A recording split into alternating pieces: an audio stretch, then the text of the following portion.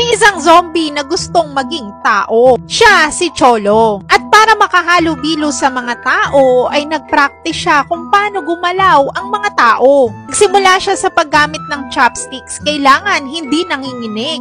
Nagpractice din siyang magsalita. At ang sumunod na inayos niya ay ang kanyang paglalakad. Nung una ay nadadapa-dapa pa siya sa treadmill kahit na mabagal ito. Pero hindi sumuko si Cholo na zombie. Hanggang sa nakapaglakad na nga siya ng maayos, nakapag-chopsticks na siya at nakakapagsalita na, nakakapag-rap pa nga. Isang araw ay minasaksihan siyang krimen. At ang biktima dito ay isang inspektor. Kinuha niya ang identity nito at nagpanggap na siya yung inspektor. Pasok siya sa bahay nito at naguluhan siya sa loob dahil ang kalat-kalat at ang gulo-gulo. Agad siyang pumunta sa ref at may nakita siyang mga processed food. Kinain niya ito pero hindi ito tinatanggap ng tiyan niya.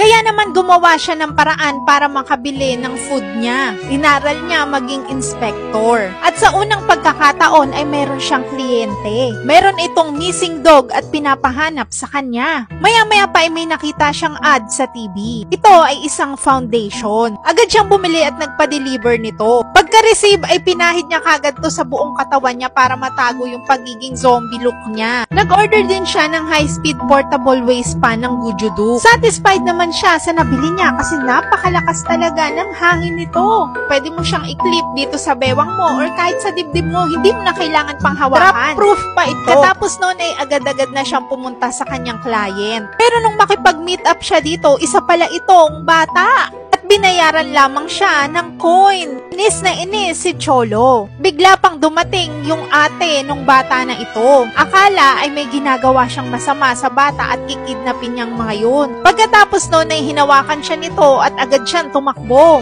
Binato siya nito ng helmet. Nawala ng malay si Cholo kaya naman agad tumawag ng ambulance si Carmina. Habang nasa loob ng ambulance ay wala siyang heartbeat. Alalang-alala si Carmina. Pero hindi niya alam na normal lang kay Cholo ito na walang heartbeat dahil isa itong zombie.